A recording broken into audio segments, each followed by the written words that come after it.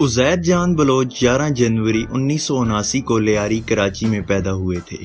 ان کے والد فیض محمد اور فیضو ماما کے نام سے جانے جاتے تھے، جو کہ ایک ٹرانسپورٹر تھے اور ایران سے شروع ہوئے تھے۔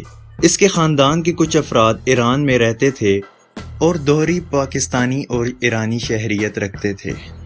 عزیر بلوچ نے 2001 کے انتخابات میں لیاری کے ناظم کی حیثیت سے سیاست میں اپنی قسمت آزمانے کی کوشش کی، لیکن انہیں پیپلز پارٹی کے کٹر کارکن حبیب کے ہاتھوں شکست کا سامنا کرنا پڑا۔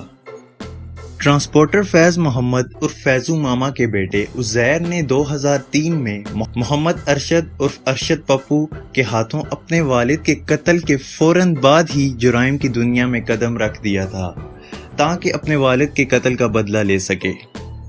ارشد پپو عزیر بلوچ کے کزن عبد الرحمان عرف عبد الرحمان ڈکیت کا حریف سمجھا جاتا تھا۔ عبد الرحمان اور ارشد پپو گینگ کے درمیان لیاری میں منشیات اور زمین پر ایک طویل عرصے تک گینگ وار جاری رہی۔ عدالت میں والد کے مقدمے کی پیروی کے دوران عزیر بلوچ کو ارشد پپو گینگ سے دھمکیاں موصول ہوئی، جس پر عبد الرحمان ڈکیت نے اسے اپنی گینگ میں شامل کر لیا۔ اس حوالے سے دعویٰ کیا جاتا ہے کہ عزیر نے ابتدائی طور پر رحمان کی گینگ میں شمولیت سے انکار کر دیا تھا، لیکن پھر اس نے سوچا کہ دونوں کا دشمن ایک ہی ہے، کیوں نہ ہاتھ ملا لیا جائے، اور پھر اس نے گینگ میں شمولیت کر لی۔ دونوں گروہوں کے لوگوں نے ایک دوسرے کو ہلاک کرنا شروع کر دیا اور ہلاکتوں کی تعداد سینکڑوں میں پہنچ گئی۔ 2009 میں پولیس انکاؤنٹر میں عبد الرحمان ڈکیت کی موت کے بعد عزیر گینگ میں مرکزی کردار کے طور پر ابھر کر سامنے آیا اور تمام گینگ کے باہمی اتفاق رائے سے گینگ کا نیا سربراہ مقرر ہوا۔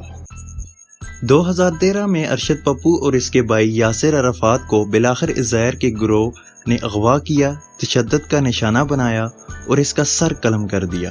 عزیر کو سندھ پولیس کے ایس پی چودھری اسلم نے گرفتار کیا تھا، لیکن بعد میں سیاستدانوں سے تعلق کے سبب انہیں ضمانت پر رہا کر دیا گیا تھا۔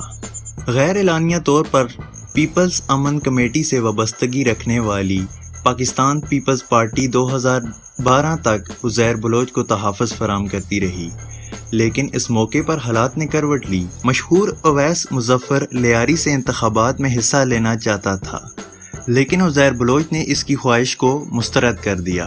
اس موقع پر پیپلز پارٹی اور امن کمیٹی کے تعلقات کشیدہ ہو گئے اور ہنگامی بنیاد پر اپریل 2012 میں آپریشن شروع کر دیا گیا۔ ایک ہفتے میں یہ آپریشن ختم ہو گیا۔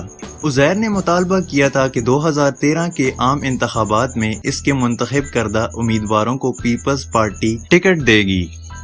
عزیر بلوچ دہشت گردی، قتل اور بھتے سمیت 20 مقدمات میں مطلوب تھا، لیکن جو کارروائی اسے منظر عام پر لے کر آئی وہ سپریم کورٹ کی جانب سے لیا گیا اسقط نوٹس تھا، جو اعلیٰ عدلیہ نے عزیر کے ارشد پپو قتل کیس میں ملوث ہونے پر لیا تھا۔ اب بات کرتے ہیں عزیر بلوچ کی پراپرٹی اور اثاثے کی۔